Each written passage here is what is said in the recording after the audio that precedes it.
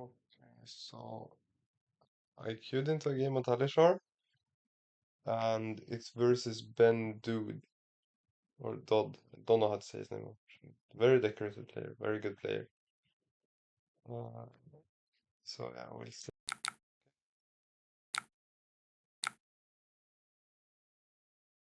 Okay, it's not the best. I mean, I can definitely leverage CNC in this hand. Um, I mean, again, this can be awkward. Getting like surgical with go again can be very awkward. But I think I'm gonna take this. I don't think I can really block this in a good way. I mean, my endgame is already bad because of Germinate being because of one Germinate being in Banish, so that's already making it harder to close out.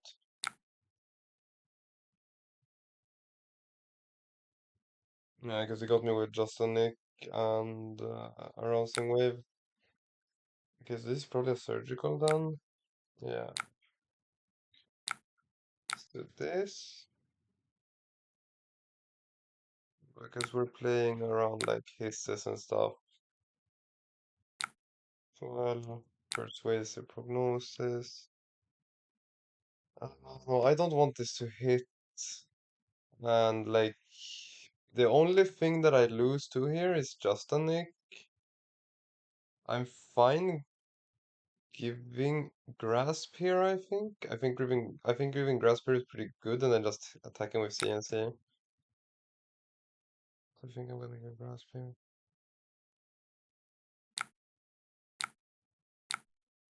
Like, like I don't give grasp if I'm not going CNC here. Then I'm just blocking with right. Like if this is like any other card than CNC, then I'm just blocking.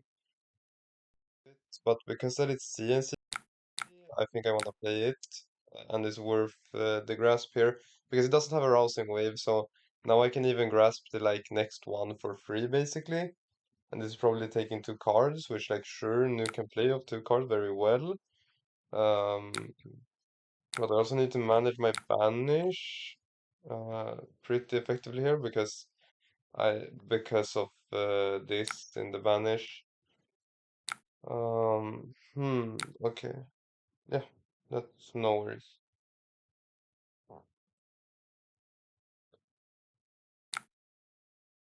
Um, okay, so what's my turn looking like here?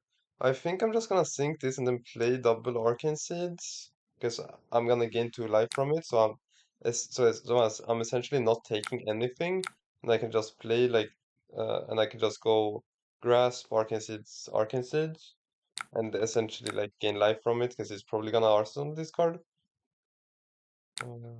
Yeah, and so I essentially don't take a damage and just get full value out of my cards instead. So even if I did take that damage, it's fine. Um, and I come in with 5 Runetrons, which is 5 free damage because it doesn't have AB, right? Which is I think very very good for me. That makes it not as important to have Germinate, and I already have a stack Germinate, which is very good. The only thing is that he can right? So he can get Bonds of Agony on the last one because I have one left in the deck, and that's something that I need to keep out on, and something that like I need to look for basically. Um, so yeah, this looks to be a very interesting game. Taking it, this makes total sense. It's sinking. I think that kind of makes sense. Um,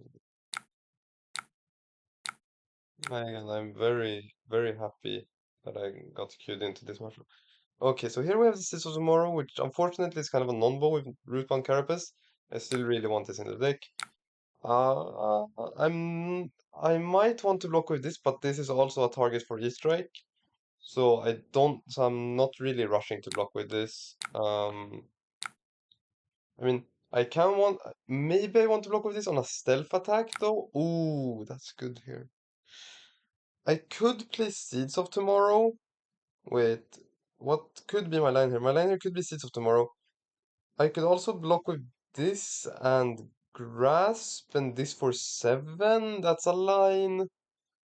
Um, right, like that's a fine line, I think. I could also just do like this and this, but I don't really like that. I could do this and this.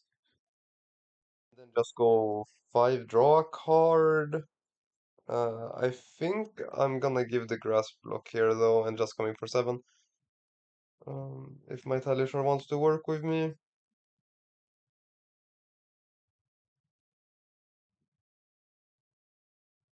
I hope it doesn't just claim victory because it's slow. Yeah, I think this is fine. Because it doesn't have the arousing wave that I need to play around, which is very good for me. And I can just have this for next turn. With power. So I think this is very fine. Getting a leave no witnesses shows that he's probably saying that he's gonna draw into a codex or that he has a codex and can go wide into a leave no witnesses.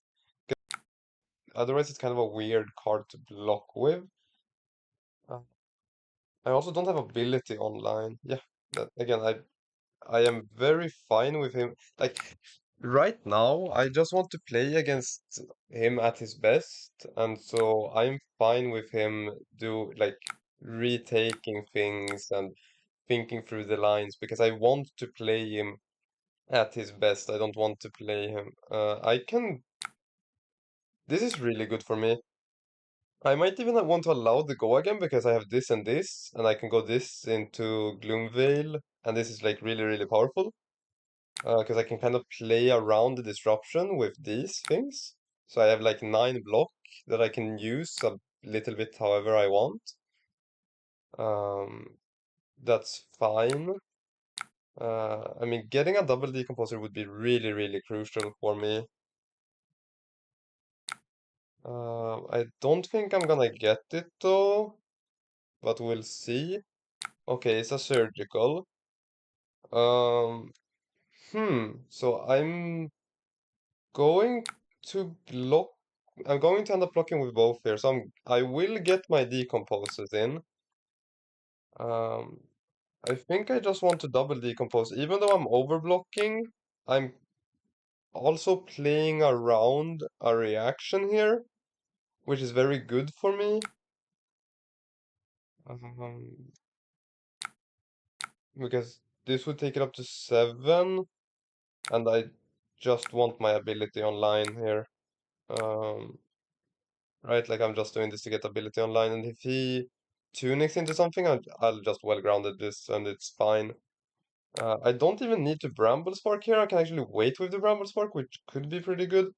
I haven't seen a felling. I'm just taking Plow under here because he's gonna take. Yeah, he's gonna take Leave No Witnesses. I'm gonna take Plow under. I'm gonna discard this. And I think the block should be well grounded and Bramble Spark here. Like I think this is when I pop well grounded. And I just sink his arsenal immediately because of Rootbound Carapace. Yeah. Um so you can see that I could sniff out the Codex line. I think I could have blocked this a bit better and played around the Codex a bit more. I think overblocking on the surgical is wrong there because I should be able to sniff out that there is a codex line. I even mentioned it. So I do think that's a mistake that I will go back and look at um, for later. Yeah. I also need to be careful of what I take actually with decomposing here because of codex, which is kind of interesting if you think about it. Um, opinion. Yeah, I do think that that's very interesting to think about. Okay, so this signals that he might have another code actually, and wants to go like 2 attacks wide with a codex. So we need to be very careful here. This could be go again into codex or buff power. Okay, so since he says buff power here, I'm inclined to just take this and just establish Channel Mount Heroic with Rootbound Carapace with this in Arsenal coming in for 8 go again next turn. I am also not against Face Purgatory here, but it's not really my favorite line. I think I want to keep the Face Purgatory for a later attack here. He can also, oh, he can Tunic Stilettos here. Oh wow, yeah, that's a line. I haven't seen any cheat cards, so we need to be careful of that. I don't need to be careful of him playing the German. My ability will always be online. Yeah. Oh, he's Tunic Stilettos in here. Wow. No, Siren's Call, taking my Dread Triptych. Okay. Well, I mean, then I think I just block with this now. I think I should just block with Root Band here and not decompose it, and then just go E-Strike, draw a card because I have a lot of good arsenal. I think going E-Strike, draw a card here makes sense. I could also Arsenal the Channel Mount Heroic here. Um, I think both of those lines make sense. Having the Siren's Call there, very, very good, very powerful card, especially in that position for him. Yeah, I think I just go draw a card here. I think I'm fine bottoming this and just going draw a card because I have a lot of good Arsenal targets here in my deck. Like I haven't seen any Fellings, which is very good, or another Channel Mount Heroic. That's also very fine. That's also a very good card in Arsenal, especially with Face Purgatory still alive.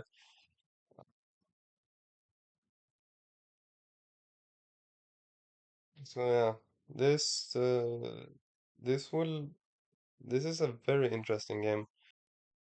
But this doesn't really mean anything. The deck sizes is what I think means a lot in this matchup. When I've played it, because what ends up happening is there's some turns where I can't push my advantage, and then the new comes back. And the new is very good at ripping cards from me, and so I have to play it a bit slower sometimes. So it becomes a very interesting matchup. Uh, Here we have the Felling. This can be insane. Okay, so I don't want to block with this, but I also don't really want to give him the go again. I really want to go Felling here. Like going Felling here might just win me. If I can get Channel Heroic established and going Felling here, this might just win me the game. I do think that he does have a mask in hand because of this. So I do think that he does have a Transcend into mask here. No, or not yet at least. Let's see. Okay, leave no witnesses. Okay. Okay, he has one floating, so he gets up to 7. This also goes up to 7. And worst case, I just play Felling. So I'm gonna go Channel Mount Heroic into Felling of the Crown here. God, this card's powerful. Yeah, because I mean, I wanna keep the Plow under here. In the graveyard. That's basically the card that I'm valuing the most here. I can keep my Chandamata heroic because of the Earth Embrace. This is very, very good for me. Yeah, he ends up taking a lot of damage here. And another Felling. Wow. Wow, what a draw here. Especially, like, if I get to keep 2 cards here, I am super, super happy. So I'll still take this. But, like, again, if I can keep 2 cards in this hand is actually very insane. I am a bit scared of what's coming. Yeah, yeah, yeah. Again, no worries. Like, I think it's either a misclick or it's just miscounting. Yeah, I think it was a misclick. Again, I'm just gonna take this draw card, which makes sense. But I'm just going to take this. Which means that go again has expired. If I can keep this for one more turn, like if I can keep 3 cards in hand, this is absolutely insane. Let's see what is playing here. The last card. What is it? Codex. Ooh. Okay, and he chooses Command and Conquer. Oh god, wait. Okay. Discard the. Oh, this becomes very difficult now. Do I just go this and say, because wait, he goes CNC here. So if I just take the CNC, right? If I just take this, then I come in for 11 and I can keep it. It's either that or I'm gonna block like this. But I think it's better to just come in for 11 again. I do think that that is better.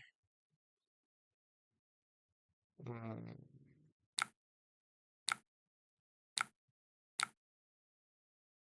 right?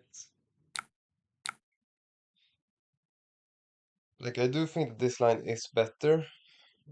Because coming in for 11 here and keeping the Chandra Heroic especially. Wow! I did it! I won against Ben Dude! Or Ben Dodd. Let's go! Oh wow. Yeah, what a game. For me, this was a very cool game. Like you can see my average value here, 0, and then it's just 14, 14, 14, 13. Like this is a very good matchup for me. I want to preface this by saying that this is a very good matchup for me. Like it really is. You missed the first few turns.